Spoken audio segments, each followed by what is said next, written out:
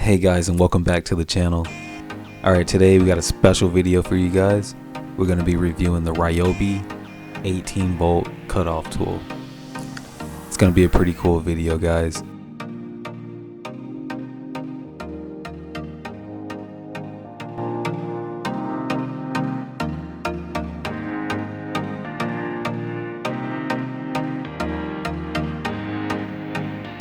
Hey guys, and welcome back to the channel. Alright, so I got a special video for you guys. I went out and picked up this tool the other day. It's the RYOBI 18 volt cutoff tool. It's part of the HP series. Now we all have our, different things that we use to cut different materials, like scissors or wire cutters or razors. But I find when it comes to like cutting hard things like wood or hard plastics or even metals, it takes a while to cut those things. I have to get really big bulky equipment to actually make cuts, and that doesn't really seem practical for like things that I do for my crafts, because they're really small cuts. I'm not doing like a big construction job. I don't really need a huge saw to cut something.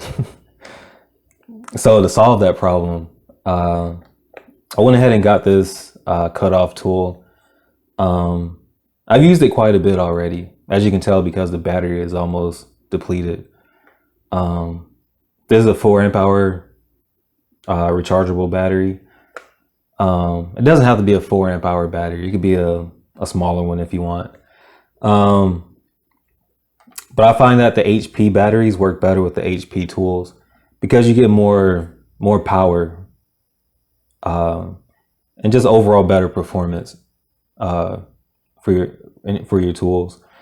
All right, so starting off, it's pretty lightweight. With the battery taken off, it's light, but with the battery attached, it's got a little bit of weight to it, but it's nothing you can't handle. And then we have the grip. It's like a plastic combined with a foam grip. I like it. I don't really see this tool falling out of your hands. You can move it around and angle it in different ways, and that's still a pretty firm grip. That's another thing that I like. And it's also black. And so if you have like paint on your hands or glue, you're not gonna really dirty up your tool. It's less cleanup when you're done using it. It's another thing that I like. Down here we have a LED light, and we also have one at the top. So if you're doing cuts somewhere that's not very well lit, that's gonna really come in handy, because you can actually see what you're cutting. You don't come out with like weird funny looking cuts. And over here we have the blade. I like this right here. This is the blade guard, but it has a forward and reverse feature. I didn't find this out until later, after I started using the tool, that depending on how you have it, either forward or reverse, that'll help direct which direction the sparks or dust or whatever you're cutting goes. I mean, you should have on eye protection like goggles anyway, but I mean, all in all, you can actually direct which way things fly as you're cutting. And on top of that, the guard actually moves. Let's see how many spaces. 1, 2, 3. So let's say you have your hand like this, you can actually move the guard however which way you want to have it. That way you don't get anything flying back and hitting you in the face. And like I said, I can't say enough about this tool. It's actually, I'm in love with this thing. I've used it so much already. And speaking of blades, it comes with 3 blades actually. They're 3/8 size. The one I have attached right here is for plastic and drywall. Now I'm not going to be cutting drywall, but I will be cutting plastic. But that's mainly a guide. I mean, just think about what you're cutting and the consistency of either drywall or plastic, and you should be okay. Because I tried this blade on different things and it works perfect. And the blade is still pretty good. You know, it's not very, worn out yet. So that's another feature I like. Really good quality blades for the price you pay. You don't have to go out and immediately buy aftermarket blades. So to change the blades out, let's say we're cutting drywall and plastic right now, but we want to go ahead and cut, something metal. They have this feature right here. It's a hex key. It fits right into this hole. I don't know about you, but I don't keep a lot of these on hand. I don't know why. I know a lot of people have a set that they keep on a keychain or something. But if I lost this, there would be no way I can get this off of here. I would have to go to Home Depot or something and get some more of these. So I like that they had a little compartment to keep it. All right, so let's go ahead and change out one of the blades.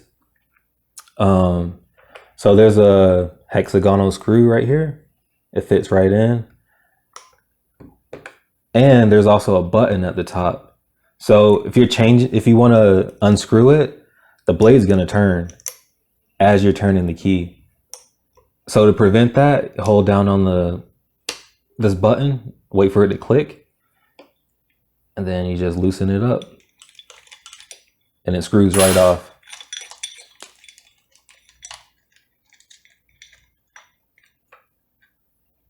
So take out the screw and the blade slides right off. Just like that. And there's the blade, by the way, if you can see that. And I'm not gonna lie, I actually cut some metal already. So the blade that came with the tool for metal cutting, it's worn out already. So I had to go ahead and buy a couple of these aftermarket metal cutting blades. But yeah, I didn't know that as you cut metal, like the blade itself goes with whatever you're cutting. So keep that in mind. You might want to have like maybe 2 or 3 of these extra just laying around.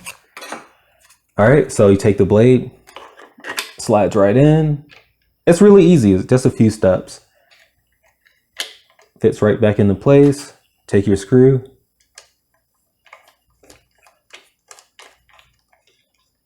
Bam, look at that. Hold down on the button. Another thing to mention, you don't want to over tighten. The reason being because, here, let's put this back in here. The reason for that is that as the blade turns, it's going to self-tighten itself. So whenever you're changing the blades, you don't really have to, just work it in, because as the blade turns, it's going to keep it secure. You'll never have to worry about the blade coming off as you're cutting. One last feature, the next to the trigger, there's a switch for the forward and reverse. It actually has an F for forward, R for reverse. But let's say you're carrying the tool around. In my opinion, if you're not using it, I would just take the battery out so you don't, cut anything. But let's say you do have the battery attached.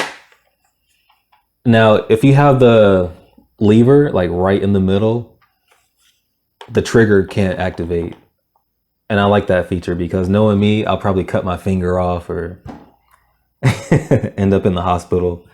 But I really like that feature. But if you want to go ahead and use it again, forward, reverse, just like that. Now, there's another feature. It came with the blade guard. Now, when I'm making cuts, I don't really want something big and bulky. I don't really want something that's going to get in the way of the blade. Taking away from how deep I can go into the cut. I'll show you the guard in a minute. This is what it looks like. It fits right on here. And there's also another piece that screws into it to keep it into place. It's around here somewhere. I think I lost it already. Oh well, I don't really need it. But yeah, you can loosen it and tighten it, and it goes up and down. Again, like another reason I don't like it, because there's no real indicator. There's no measurements on the side to show you how deep you're going. So in my opinion, I mean, they could have done away with this. I mean, if you think so, if you think they should keep it, let me know in the comments. But I really don't like this. I might end up just throwing it away. All right, so with that being said, let's go ahead and run a few tests. I got some things lined up over here. We're gonna go ahead and let you guys see this bad boy in action.